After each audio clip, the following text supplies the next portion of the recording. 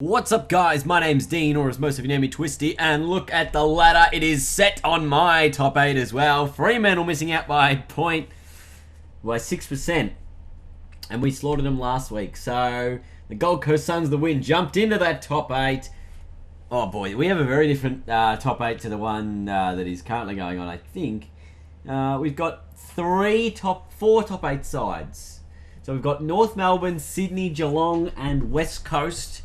They're our top 8 sides from the real top 8. Now, our other 4 sides are Richmond, Collingwood, Carlton, and the Gold Coast Suns.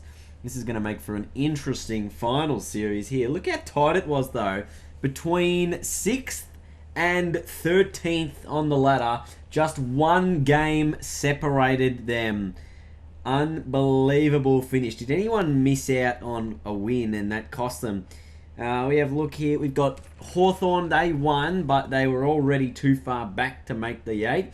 What about Brisbane? They won, but again, too far back. The Dogs. If the Dogs won, they would have been inside the top 8 just. I think on percentage, they would have just been there. And Melbourne got a win, but they were obviously too far back as well. So, interesting looking top 8. There's no face cam today. Let's find a topic to talk about, and then we'll do it as Richmond take on Port Adelaide in a dead rubber in this one. Now, I remember Richmond Port Adelaide, Riewoldt needed 4 goals to win the Coleman. He's had a broken leg for 8 weeks, and he's up by 3. Oh, wait, no, we're the last game. That's alright, he's got the Coleman in the bag. I can rest him this week. I'm going to be resting a bunch of players this week, and then bringing all the good boys back for the finals. Here we go. Well, this looks like a shocking weather day for round 23. Richmond with a very, very inexperienced lineup coming into this one. God damn it, Windows. Shut up. And taking on Port Adelaide here in the final round before the finals series. Now, let's talk a little bit about the week off and then sort of sudden death grand final. We have a look at, next week, there's going to be a week off. I'm going to be doing some special things over here as well to, promote that week off and that celebration of football, as they call it. Townsend is the captain. Gee whiz. We got Evie Soldo in the rucks. Interesting lineup for the Tigers. We take a look, and next week, we've got a number of decisions that are going to be intriguing, because where the players are going to... You wouldn't think you'd be resting a player this round, because you've got, still a couple more rounds to go. So, we obviously have to take that into consideration. I was trying to kick that to the goal square. Are you kidding me, Microsoft? Shut up. Then, we definitely want to, have a look and see what's going to happen in that week off, and whether it's going to ruin the top 4's deliberate chances of actually winning a final, because they are in fact going to be like one game in 3 weeks kind of thing. So has it worked in the past? We don't know, because we've never had this scenario. So maybe finishing outside the top 4 would be a blessing in disguise, because you would have a week off going into 4 finals matches in a row, and that could be the momentum that you need to propel your finals series forward. Now, once we get to the grand final, we're going to have this scenario of sudden death type thing, where, players are... Oh, well, not players, but if this is the most unlikely scenario out of any, we get to the grand final, we have a sudden death playoff because it goes to extra time. There's no leader after extra time, and then we have this sudden death next score wins type thing. Oh, McBean's so close. And that's going to be probably the most controversial thing ever. If someone does ever, I think, if someone ever wins by sudden death in a grand final, it will be the most controversial thing ever. And the AFL will be like, no, we got to change that. Like, it will just be absurd, right? I mean, but I like the idea of it. It'll be, if it's very, very unlikely it's actually going to play out like that. But you never know. You never know about these things. Anyway, let's talk about this game today. Richmond and Port Adelaide. Look at it, it's just wet everywhere. next week I'm going to have a special game for our Premiership season because it is a week off. So we're not going to be jumping into finals week 1 next week because we're not there yet. Because we're still a week away from actually the finals series, of course. So we've got to, you know, do other things to make sure that this final series goes according to plan. How did that handball go through my hands? Gee whiz almighty. Oh, that's a nice looking kick out wide to Moore. There's not long left in this quarter. He runs very far, goes with a little chipping ball to McIntosh. McIntosh turns around, need a mark. Oh, not going to get it. Quarter time, 1 apiece. Remember, we had a draw last time against Port Adelaide when we played them. Evie Soldo with the 4 touches. That's an unbelievable start. Back in the middle of the ground. Townsend handball to Moore. Handball. Oh, he probably dropped the pill, umpire. Ellis almost goes out wide to Tringo. Almost plays on immediately through the outer side towards Hartlett. Moore gets a fist in there. Lloyd gets the tackle in. They got a man on their own in the goal square here. Who is it? I think it might be Liam McBean. Liam McBean. Right foot. No. One behind. Incredible. Incredible. I don't really know what else to talk about today, so I'm just going to, you know, commentate the game. If that's alright with you guys, I'll rather talk about finals once we get there and talk about other things next week. It's kind of just, you know, waiting for things to happen because the top 8 set, we already know what's going to happen, and that's what we're just waiting on is for the matches to begin. Rioli. Goal. And he kicks the opening goal of the match. 5 minutes into the second quarter. I would like a count-up clock. It is a little bit more entertaining, I feel, anyway, sometimes, especially for tight games. Townsend, oh, mate, Ellis went backwards. He should have kept going forward. Oh, boy, big boy. Wingard handballs out forwards to the man who actually did go forwards, and he finds a Westhoff inside the forward 50. Playing on Asprey, so they're trying to take advantage of that matchup, although that's probably Richmond's best defender, Dave Asprey, back there, and he Westhoff lines up and nails the goal. Port Adelaide get there first.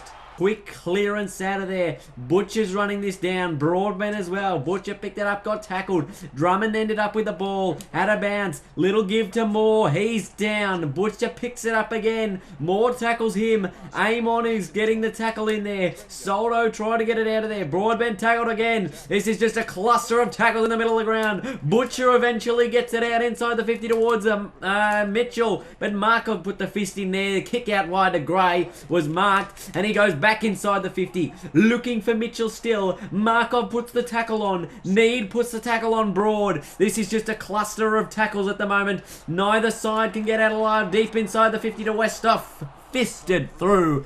One behind. Oh boy. Big call. Doesn't have a bounce. Long inside the 50 in the Lloyd direction. Turns onto his left. Now he turns onto his right. Then he does a shot on his left. And it sails through for a goal. And the Tigers hit the lead. 55 from Richmond's goal. Tap out wide to Lambert. Goes inside the 50 looking for McBean. Amon or Carlisle in front. Out of Paddy there. Boak picks it up. Lloyd, no. McBean in there as well. Corey Ellis picks it up. Handball goes out wide towards Moore. Puts the tackle on and Lloyd will take the mark. 35 out. Not much angle. Line it up and kick the Tigers. 3rd for the game. He's got 2 and a critical goal at this point in time. Tigers looking for an option inside forward 50. Need someone to double back. Little chipping ball finds Lennon. And he can go again over the top towards Elton. He can line up about 25 metres out. 40-degree angle. And we should be able to nail this one. Todd Elton just straight through the middle of the goals there. 4-2-26 Richmond. Port Adelaide 1-2-8. Ball went out. Soldo got it again. Handball toward the boundary line. McBean picked it up. Took on one bloke. Dummied him. Stood a bounce. Run into the open goal. And he's kicked it on the full. Would you believe it, ladies and gentlemen? That is the most bizarre shot at goal I have seen in my entire career. They're going to kick out wide. It is a little target. Oh, it's a shocking kick. Cal Moore intercepts. And going to line up 25 out. A little bit of angle. Nail the goal. But boy, oh boy, wowee, Port Adelaide, what were you thinking with the kick? Lobie v Soldo. So Lobie into the ruck now. Tap goes towards Broadbent, who gets the handball out, or does he? Scholl picked it up in the midfield. He's playing. Gambit it off to McIntosh. McIntosh runs in 20 out directly. You got it. Got it. Directly got it. Directly on a 25-degree angle. And he nailed the goal. Just had plenty of space to work with inside that 50. Had time to put the ball on the ground, have a bounce. Run in. He's had 8 disposals and kicked a goal. He's been probably the most important player for the Tigers on the ground at the moment. We're probably costing Dustin Martin some Brownlow votes as well here. But never fear when the Tigers are here. Port go forward, trying to get back into this contest, but it looks like they're going to be absolutely crushed regardless. Shoulder towards Soldo in the middle. He's got a man running across with the handball. Oh, dangerous to Corey Ellis. We get a ball up. Probably the wrong option there from Soldo. Tap over the back, picked up by Wines. Now Ellis, little ball to Menadue inside the 50. Plays on immediately, and he runs in, and he's shanked the kick. And we've got 3 minutes remaining in this one. Out of Paddy Carlisle to Tumpus. Tumpus just dropped the pill. Lambert picked it up, little chipping ball. Finds McBean to line up. 45 out, 45-degree angle. Someone of his class should slot this, and it goes straight through the middle from Liam McBean. 7-5, 47, 128 Port Adelaide. 59 seconds remaining in the match. The Tigers are going to get the win here, I would think. Josh Townsend, the injured players for the Tigers. Is there time for one more? Soldo out of the middle. Handball needs to go forward. It does. Corey Ellis. Tigers need to mark. Maybe Ellis wants to go on his own. Little ball forward. McGolrioli got it on the siren of full time. And he can line up. 25 out. Little bit of angle. And seal the deal for the Tigers. The fans get excited as it's a big win by this young Tiger team. Coming from out of nowhere, many players making their debut for the Tigers. Now, it's at this point where my audio actually cut out and I had to start the recording again, but I was just saying that few of my players might get a call up next week for the finals. Rioli and Lloyd, they'll definitely be playing in there along with that senior group. Corey Ellis, big potential that he'll be in my finals team in a couple of weeks' time. McIntosh as well. I think he did a little bit of a hamstring, so whether or not he pulls up from that, there's going to be plenty more that I think is going to be happening throughout this finals series. We're going to go through the finals tree right now. Let's take a look at it.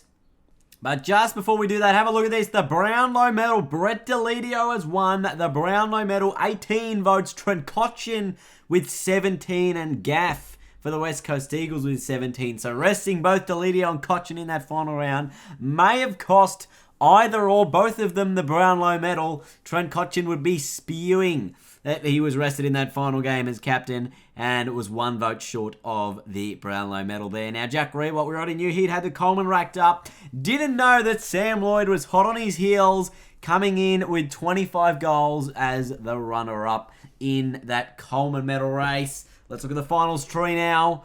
And as you can see, Richmond has the ideal draw. Do not have to leave Melbourne.